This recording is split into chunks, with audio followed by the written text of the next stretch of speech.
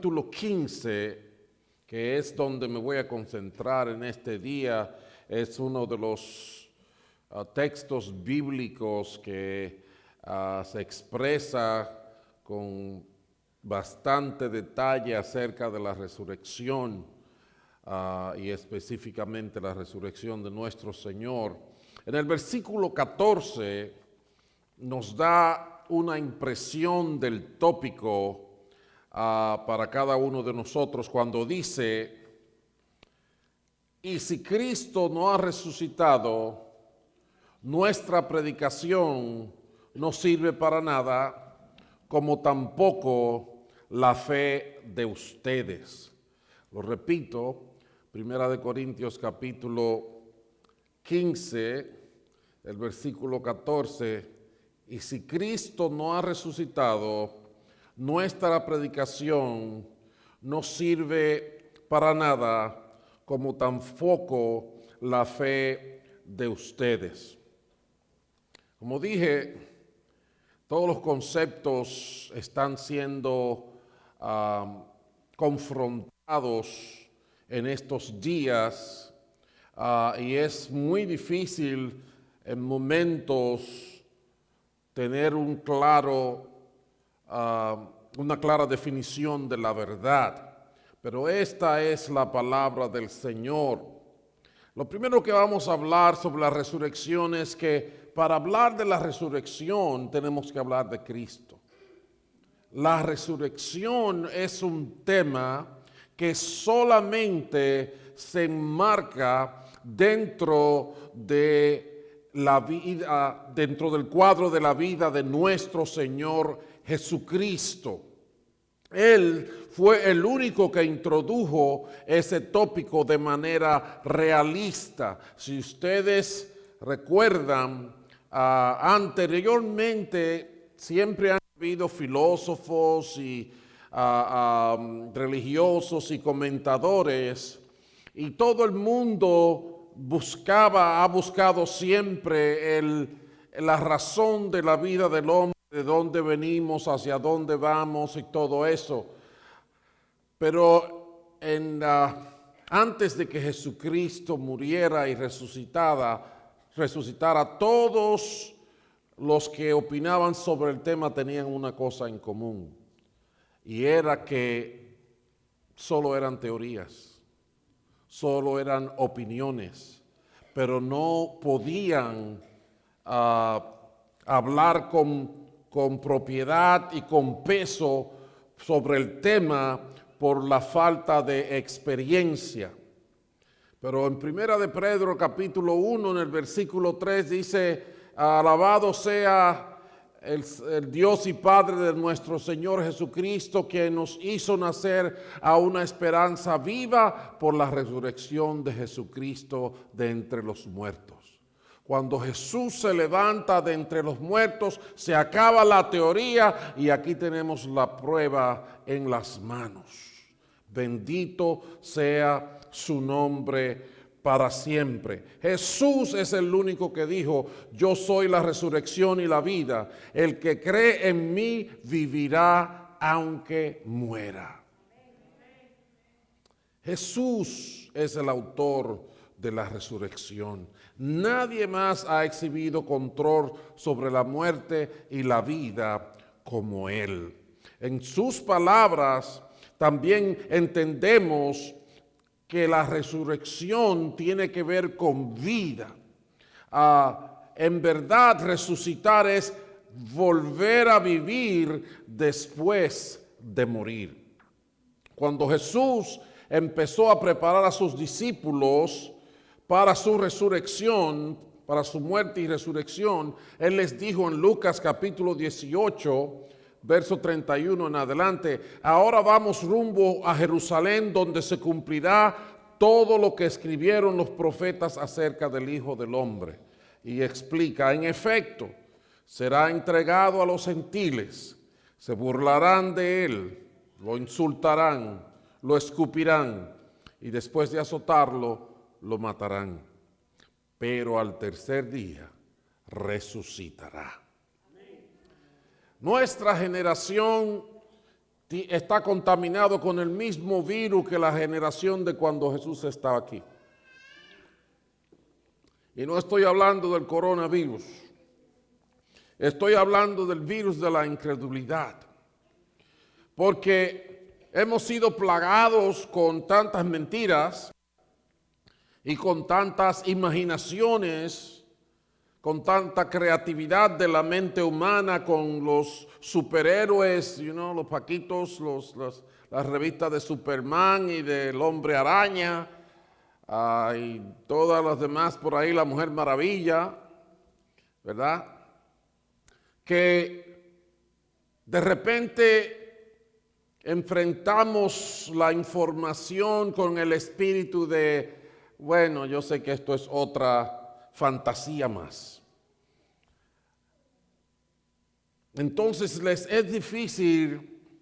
nos es difícil enfrentar el tema de la resurrección porque, bueno, debíamos de ser más serios, ¿verdad? Porque tenemos que hablar de algo científico, ¿verdad? Que lo podamos comprobar ahí en el laboratorio.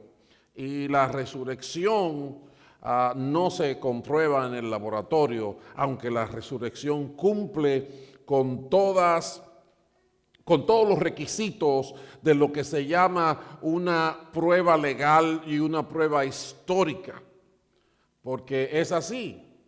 Aquí hay varios países representados y yo me voy a quemar en historia ahora mismo, ¿verdad? Aquí está Puerto Rico, aquí está México, aquí está Ecuador, está República Dominicana, ¿verdad? Y en todos estos países yo sé que podemos hablar de una independencia, podemos hablar de un libertador históricamente, y todo eso se conoce.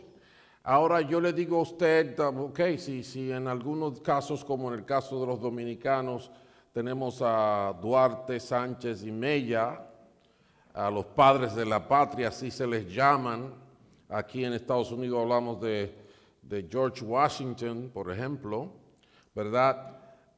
Y si ustedes me dicen que les demuestre que George Washington vivió, yo no puedo traerle a George Washington, ponérselo al frente otra vez para cumplir con el método científico de traer la muestra, ponerla en el laboratorio, observarla y sacar una conclusión, que es lo que se llama el método científico. No puedo, pero nadie tiene duda de que existió George Washington. ¿Por qué? Bueno, hay fotos de George Washington, hay escritos de George Washington o de otras personas haciendo referencias a George Washington, etcétera, etcétera. Hay, ¿cómo se llama? Hubieron cosas que alguien heredó de George Washington.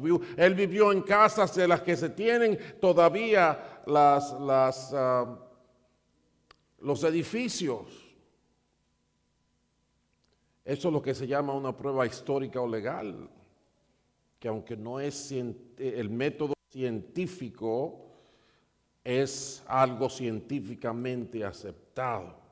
De la misma manera, la resurrección de Jesucristo, yo no se lo voy a poner a él aquí otra vez y lo voy a matar y se lo voy a resucitar para que diga, oh sí, él resucitó. No, no puedo hacer eso. Pero las evidencias históricas, las evidencias legales son abrumadoras. Cuando las mujeres el domingo fueron a visitar la tumba del Señor y dijeron, se robaron el cuerpo, hubo alguien que le dijo, no lo busquen aquí porque Él ha resucitado. Él no está aquí porque ha resucitado. Ahí en Lucas, él le dice a ellos que voy rumbo a Jerusalén, me van a matar. Y como nosotros reaccionamos, reaccionaron ellos también. Oh no, que no te maten.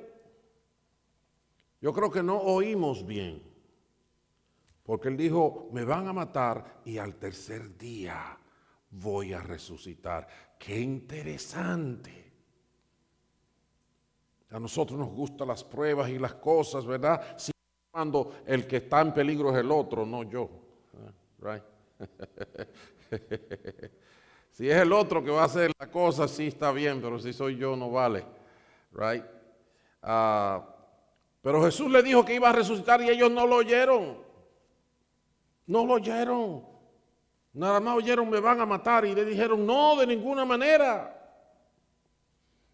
Así tenemos el problema hoy en día en lo que se considera a Jesús, su resurrección, la fe cristiana como simplemente un fenómeno cultural de categoría religiosa y no el seguimiento histórico de un Dios que creó al mundo y que tras el fracaso por el pecado de la humanidad, el Señor está rescatando al mundo a través de su Hijo unigénito Jesucristo el Señor. Señor de la vida, Señor de la muerte. Bendito su nombre por siempre. Jesús dijo, el que cree en mí vivirá aunque muera. Yo no puedo decir eso, porque no es verdad. Pero el que cree en Él vivirá aunque muera. En ese sentido, el corazón del Evangelio, el corazón de la fe cristiana es la resurrección de nuestro Señor Jesucristo.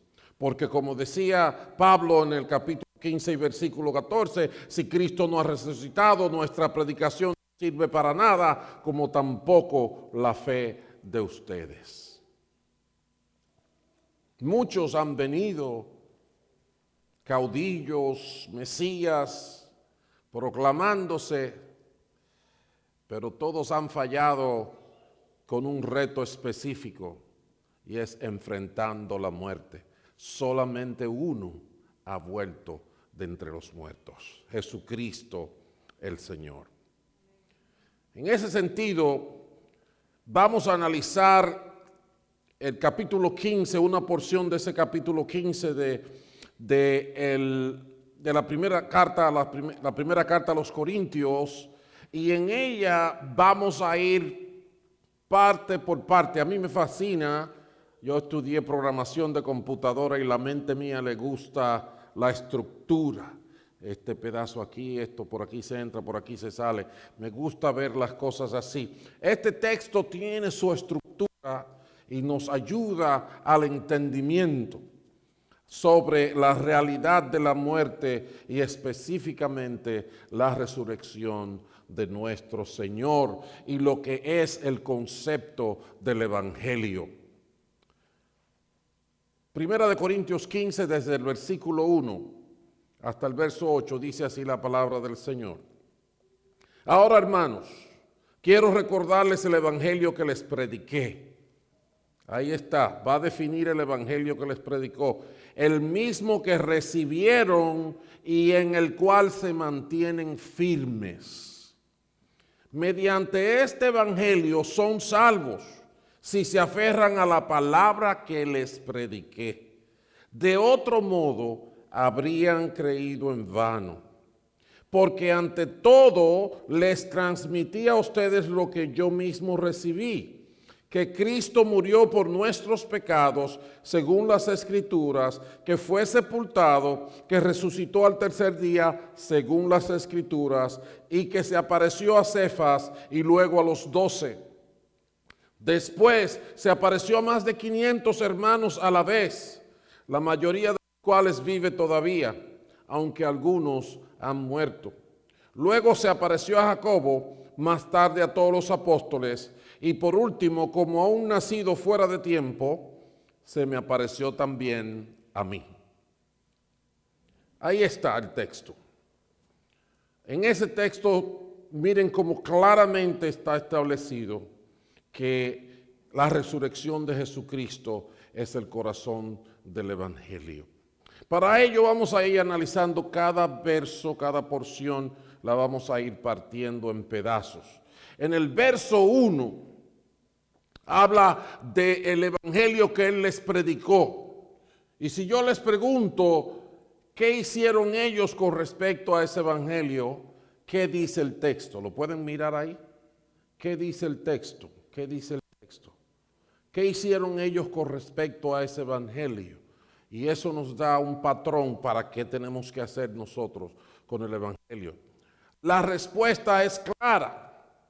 Dice en ese versículo 1, quiero recordarles el evangelio que les prediqué, el mismo que recibieron y en el cual se mantienen firmes.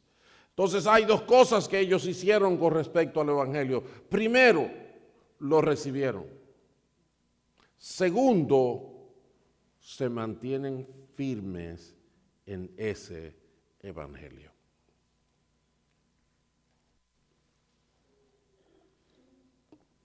Al hablar de recibirlo, quisiera convencer a toda la humanidad para que entienda que la vida en todos los sentidos finalmente es determinada por la fe.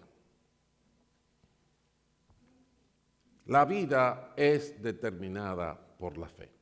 ¿Por qué yo me atrevo a decir eso siendo una persona que estudié en la universidad y participé en laboratorios de química, en laboratorios de física, en experimentos y todas esas cosas? ¿Y cómo yo puedo decir que es la fe? Bueno, simple y sencillamente, aún aquellos que quieren decir que solo creen en la ciencia, se quedan cortos en muchas maneras, especialmente cuando tratamos el tema del inicio de la existencia. ¿De dónde salimos? ¿De dónde salió todo lo creado? Los científicos no tienen respuesta. Quizás usted me diga, sí tienen respuesta. Digo, sí, pero no responden. Te dan una respuesta que no responde. En tiempos pasados yo les mostré un video muy bonito del planeta Tierra, ¿verdad? Que se hizo una producción maravillosa, me fascina. Se ven todos los paisajes, las planicies, las montañas, los glaciares, los mares, precioso, precioso. La naturaleza, la creación.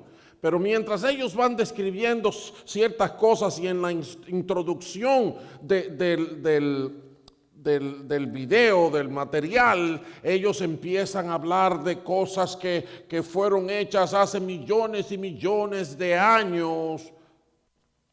Pero para establecer esto, para introducir eso, ellos usan palabras como probablemente, quizás, estimamos. ¿Qué quiero decir con esto? Bueno, que te dicen que esa formación rocosa se tomó 7 millones de años, probablemente, quizás, porque la verdad es que ellos no tienen la evidencia. Aún se han hecho pruebas con el carbono 14 y se ha detectado fallos con el carbono 14. Entonces, aún la ciencia, que yo creo en la ciencia, como yo le digo a la gente, yo voy al médico, yo vacuné a mis hijos, yo me monto en avión, ¿verdad? Manejo un carro, todo eso son cosas científicas. Lo que tenemos que entender es hasta dónde realmente estamos en la verdad. Hasta dónde las cosas son una realidad y hasta dónde las cosas son una imaginación o un estimado de la mente humana. En Romanos capítulo 1 y verso 17 nos confirma que en verdad, ahora mismo, fíjense lo que pasa, ahora mismo usted tiene una corriente científica por aquí y otra por aquí, las dos se contradicen y las dos también. Ahora mismo con la situación de la pandemia hay un médico que dice póngasela, otro que dice que se la quite. ¿Y yo qué hago?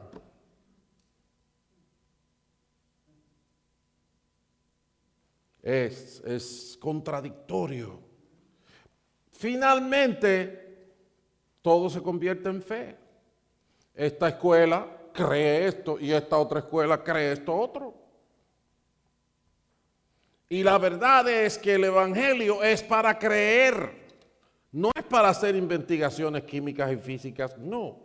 Dios nos dice la verdad para que la creamos. En Romanos 1:17 dice que en el evangelio se revela la justicia que proviene de Dios, la cual es por fe de principio a fin, tal como está escrito, el justo vivirá por la fe. Lo que pasa es que tenemos un concepto equivocado de la fe. Pensamos que la fe es la aprobación de cualquier pensamiento y no es así. La fe es la que hace visible lo que no se ve. Es lo que hace concreto lo que se espera. Es la convicción de lo que no se ve. Uno está convencido, pero finalmente eso se va a hacer visible. Si no se hace visible, no había fe. Yo les hice el cuento, yo les he hecho el cuento a ustedes del hombre que cruza, la ilustración que cruza de un edificio a otro en una cuerda tensa. Ustedes han visto eso en los circos, ¿verdad? La gente caminando sobre la cuerda tensa. Y el hombre cruza de un edificio a otro y dice, ¿creen ustedes que yo puedo hacerlo? Y todo el mundo allá abajo dice, sí, tú eres un duro, ok. Él lo cruza para el otro lado y dice, ¿creen que lo puedo hacer con una silla en la mano, con un solo pie? Sí, ¿cómo no? Bueno, el hombre lo cruza, chévere. Dice, ¿creen ustedes que lo hago con un solo pie, con una silla en la mano y con una gente sentada en la silla? Claro, tú eres un verdugo, ok, chévere. Venga un voluntario. Salud. Ahí es que está el problema. Hablar es fácil, pero la fe verdadera produce resultados. Dice Santiago, la fe sin obras es muerta. No estamos hablando de una suposición o de una autosugestión. Estamos hablando de creerle al que creó los cielos y la tierra, porque Él es el único que conoce todo lo que existe. Lo recibieron, así es que tenemos que hacer, recibir el evangelio, escuchar a Jesús hablando. Si tengo mis dudas, las pregunto, como hicieron los discípulos, cabezones y cabezadura y todo lo demás, pero finalmente caminaron con el maestro. Les dio su cocotazo de vez en cuando, pero se los llevó a rastro. Bendito sea el Señor. Ellos recibieron el evangelio y luego se mantenían en la fe, se mantenían firmes. En inglés dice que ellos took a stand, que ellos adoptaron la fe del evangelio como la ley, la norma de vida. En otras versiones se traduce como cuando se habla de eso que ellos confían, que ellos toman, abrazan la posición, es que es aquello en lo que creen y confían, o aquello en lo que su fe está basada. Entonces ellos tenían una posición. ¿Y saben lo que pasa en nuestros días? Hay muchísima gente por la calle, buena gente, trabajadores, decentes, dicen pocas malas palabras y quieren hacer el bien, pero no tienen una posición. No saben nada de la palabra de Dios y te dicen, ay, tú eres una persona muy chévere, a mí me gusta eso, sí, yo creo en Dios, pero tú sabes como que todavía no entiendo nada. Ok, yo tampoco entendía, yo tampoco sabía, yo creía que sabía y no creía y no sabía nada. Pero ¿qué hago para eso? Tenemos que tener una posición sólida. En días pasados tuve que orientar a un joven que tenía problemas con su fe, con saber si Dios existía, si Dios no existía. Y ustedes saben que hay muchas opiniones y hay muchas cosas que hablar con respecto a eso. Y él se iba hasta para su país porque no vivía aquí. Y yo dije, yo no puedo hablarle lo suficiente para ayudarlo a desarrollar su fe. Yo tuve que escoger qué le iba a decir porque quería bendecirlo. Entonces cuando me senté a hablar con él en un momento, lo que Dios me puso claro en la mente, porque también lo había visto, es yo le dije, ok, tú tienes problemas para creer en Dios, ¿verdad? Sí, tengo dudas, tengo preguntas, tengo todo eso. Sí, yo le dije, mira, yo no te voy a poder convencer hoy de que tú vas a creer en Dios. Ahora yo te voy a decir algo que es necesario que tú hagas, y es que tú seas exigente contigo mismo. ¿Cómo así? Digo, bueno, si tú dices que no crees en Dios, justifícate a ti mismo porque no crees en Dios. Exígete a ti mismo razones buenas, sólidas, para tener esa posición. Y si crees en Dios, también. Exígete a ti mismo porque estoy creyendo en Dios. Pero claro, tú no puedes decir yo creo en Dios porque los muchachos de la escuela también creen. O yo no creo en Dios porque no me parece, no tengo pruebas. No, uno tiene que hacer su tarea, uno tiene que hacer su investigación. Ustedes se van a encontrar con un C.S. Lewis. ¿Quién es C.S. Lewis? Una persona que era ateo y que le tenía mala gana al cristianismo. No quería saber de eso. Y entonces dijo, bueno, voy a estudiar y hacer una propuesta para demostrarle a esa gente que no saben lo que están hablando. ¿Y sabes con dónde terminó él? Terminó al pie de la cruz, abrazando a Jesucristo como su Señor y Salvador. Porque hizo su tarea. Estaba equivocado. Él mismo tuvo un encuentro con Dios, como lo tuvo el apóstol Pablo. Entonces, eso es importante. En nuestro tiempo no somos responsables. Y nos casamos y tenemos hijos, pero los hijos de nosotros crecen sin educación cristiana porque nosotros los padres no se la damos. Pero si nosotros no la tenemos, crecen sin fe y adoptan la fe de lo que sea, de la calle, de Lady Gaga, de,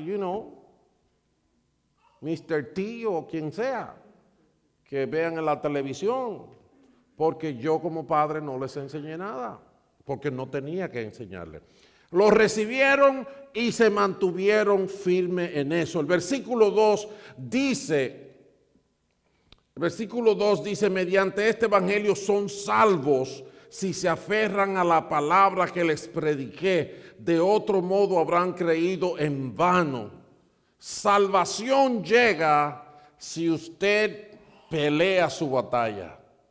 ¿Ve cómo es la cosa? No es que usted se la gana, pero es lo que se necesita hacer con la salvación que Cristo nos da.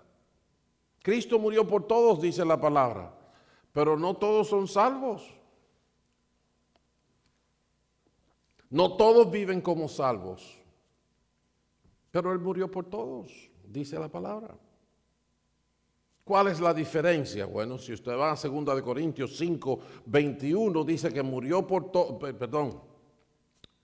en 5:14, que Él murió por todos para que los que viven ya no vivan para sí, sino para aquel que murió y resucitó por ellos. Cuando se habla del bautismo, dice que cuando entran a las aguas es como que mueren con Cristo, y cuando se levantan es como que resucitan para una vida nueva. Ese capítulo 6 de Romanos dice, el que haya perdón, eso no es para estimular a que usted siga pecando. Dice la palabra de Dios. Porque haya perdón no es para que usted se siga pecando. Sí, con mucha gente vive así. Yo hago lo que me diga mi corazón. Porque al final de cuentas, como Dios es tan bueno, Él me va a perdonar.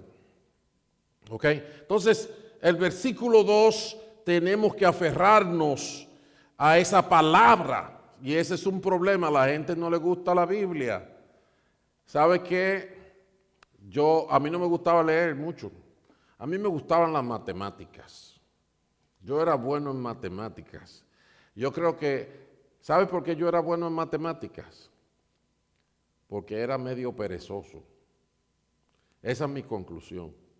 ¿Sabe? Por matemáticas, después que usted se aprende el truco, usted lo hace todo. Después que usted se aprende la mecánica, le ponen el problema y usted le da la vuelta por aquí, ya lo encontré, ¡boom! Listo.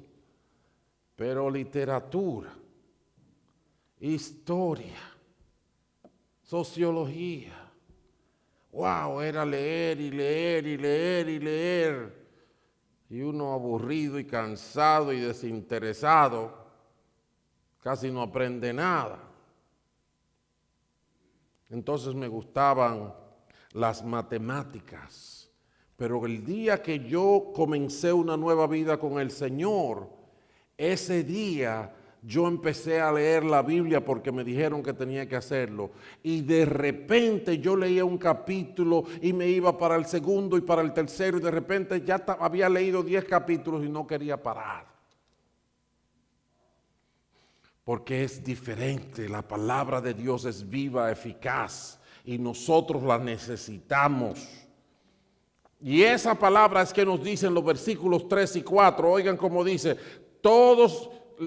ante todo les transmití a ustedes lo que yo mismo recibí, que Cristo murió por nuestros pecados, según las Escrituras, que fue sepultado, que resucitó al tercer día, según las Escrituras.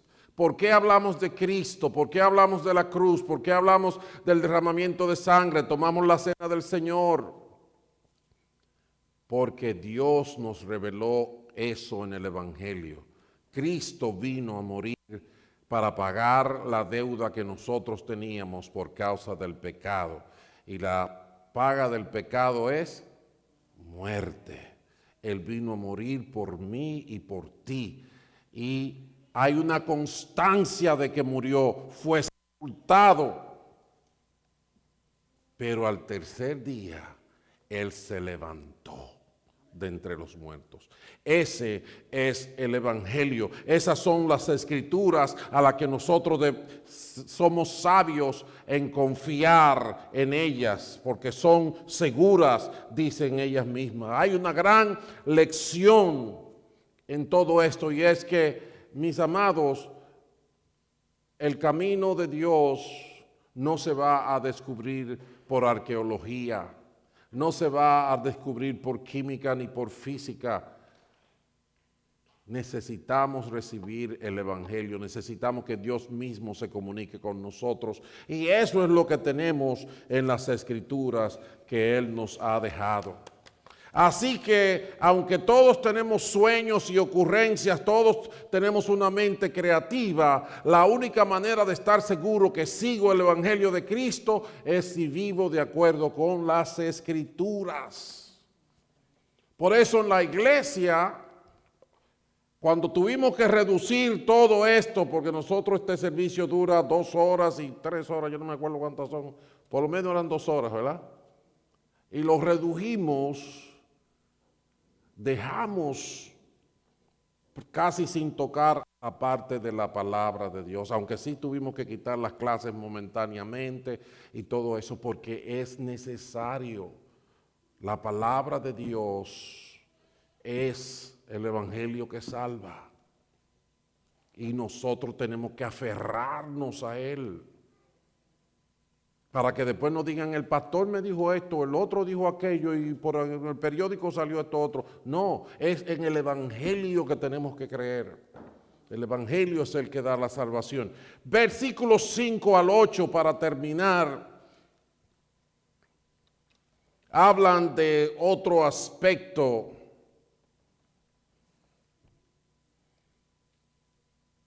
Dice: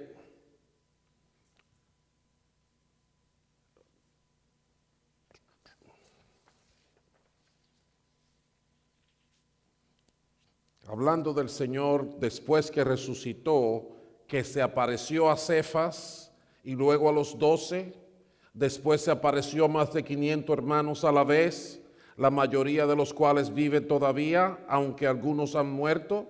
Luego se apareció a Jacobo, más tarde a todos los apóstoles y por último, como a un nacido fuera de tiempo, se me apareció también a mí, dice el apóstol Pablo, que realmente él no conocía a Jesús en persona, sino que él perseguía a la iglesia después que Jesús se había ido al cielo, y ahí fue que tuvo un encuentro con el Señor. Pero hay una cosa expresada claramente y reiterada en estos versos y está bajo la palabra apareció. Apareció a Cefas, apareció a los 12, apareció a más de 500, apareció a Jacobo, apareció a mí. ¿Y sabes qué?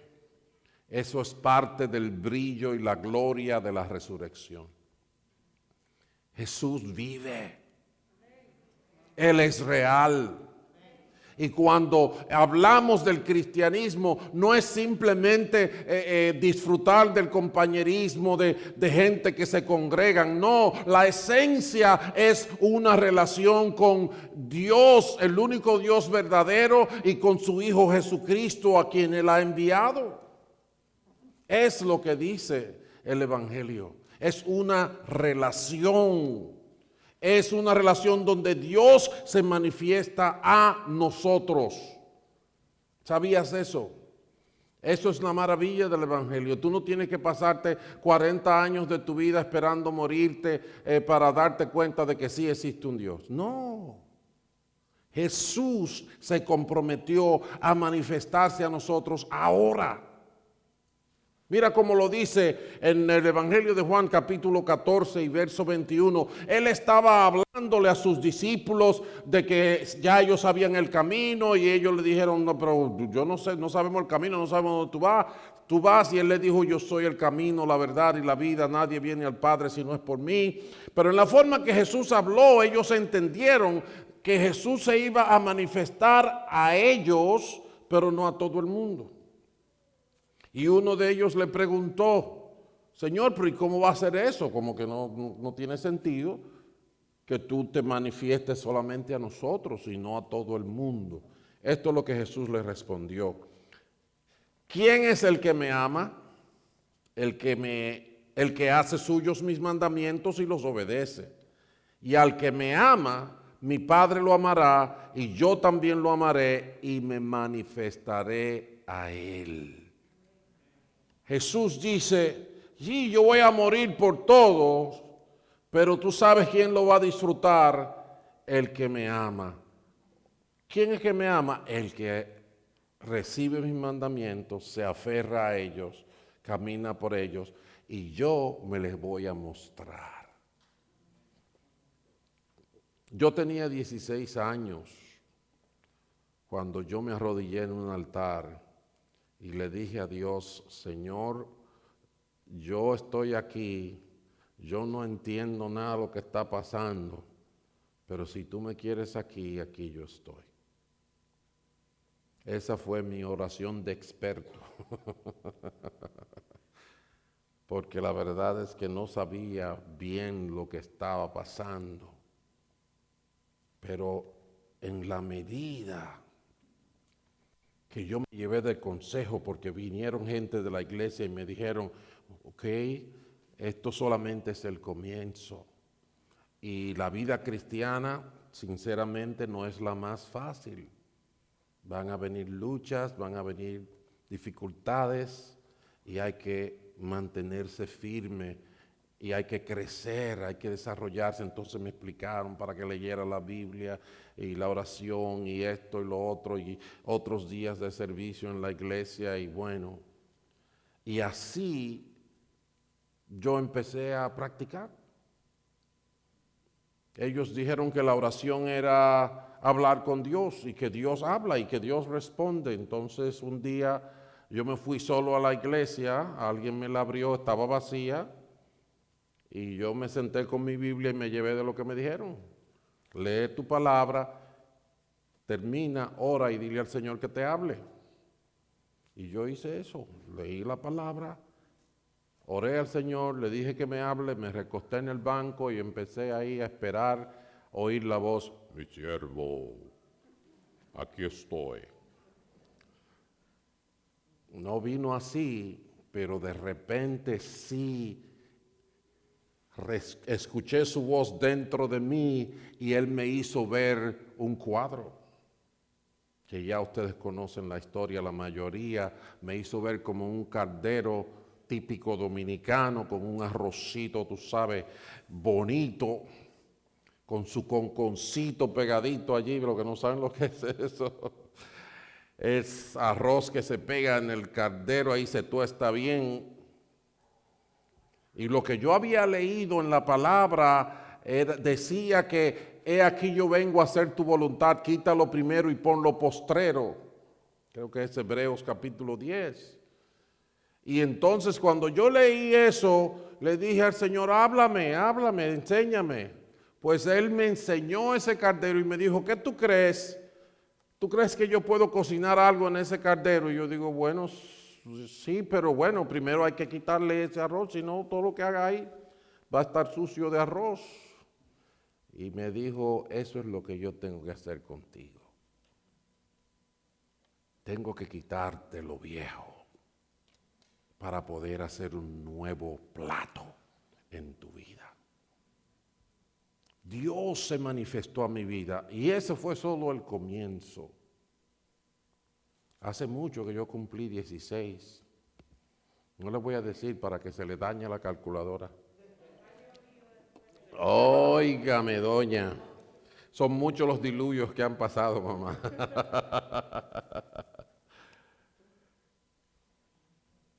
Es lo que le decía del mismo consejo que le di al joven y se lo doy a los viejos y a todo el mundo. Sé exigente contigo mismo. Si Dios dice, clama a mí, yo te responderé, clama. Si dice, alzaré mis ojos a los montes, ¿de dónde vendrá mi socorro? Alza tus ojos. Los que están en la casa del Señor por las noches, levanten las manos al santuario, bendigan al Señor. Levanta las manos y di bendito sea Dios. Cuando entramos en esa disciplina de vida, que es lo que se llama ser discípulo, el Señor se manifiesta. Nos espera en una esquina y nos dice, y te sorprende. Y te das cuenta de que no estás viviendo una religión, sino que tienes una relación con el Dios vivo. Te das cuenta que Jesucristo no es un superhéroe de paquitos, sino el Señor del cielo y de la tierra. Bendito sea su nombre para siempre. Ven cómo está del verso 5 al 8, se le apareció a Pedro, se le apareció a los 500, se le apareció a Jacobo, se le apareció a medio mundo. Y dice Pablo, y yo finalmente como un abortivo, porque Pablo no estaba ahí cuando Jesucristo estaba ministrando, y aún después que resucitó, Pablo no estaba en el contexto. Pablo vino después, cuando la iglesia ya, el Espíritu Santo había venido y el Señor se había ido. Entonces, camino a Damasco, él va en un caballo persiguiendo a la iglesia y de repente ocurrió algo que el caballo se paró, lo tiró en el suelo y medio mundo, y él escuchó una voz que le dijo, hey Saulo, ¿por qué me persigues? Y ahí se le fue toda la bravura que el hombre tenía y empezó a hablar como tenía que hablar. Señor, ¿quién eres? Es duro dar coces contra el aguijón, le dijo el Señor. Darle patadas a un cuchillo, ya tú sabes quién es que va a perder. Lo dejó ciego, lo dejó deprimido, hasta que le mandó una gente y le dijo, ve, ponle la mano, sánalo y enséñenle lo que es el Evangelio. Él aprendió no solamente el Evangelio, él conoció al Señor del Evangelio. y lo predicó, que nos ha llegado a nosotros hasta este día. Bendito el nombre del Señor. Bien, mis amados, la resurrección de Jesucristo es el corazón del Evangelio. Porque Él vive, nosotros también viviremos. Abraza el Evangelio, vívelo. Ve al Señor que se va a manifestar a tu vida. Inclinemos nuestros rostros y oremos. Padre bueno, gracias, porque tu palabra es verdad, porque tu obra es grande y preciosa, porque te has manifestado al mundo, porque eres real, porque no eres una idea, ni una ideología, ni un objeto que la gente manipula y mueve a su antojo. Eres el Señor del cielo, de la tierra y de todo lo que hay. Bendito Jesucristo, te adoramos. ¿Cómo no voy a adorar? Te santifico en esta hora, Señor. Te pido que te manifiestes a nuestras vidas. Mira esta audiencia y toda la que está recibiendo este mensaje. Dales la oportunidad de conocer. Manifiéstate a sus vidas. Déjales conocerte. Glorifícate para que ellos te glorifiquen a ti. Te amamos, Señor. Amén y amén. Dios me los bendiga, mi gente, y feliz día de resurrección una vez más. Amén.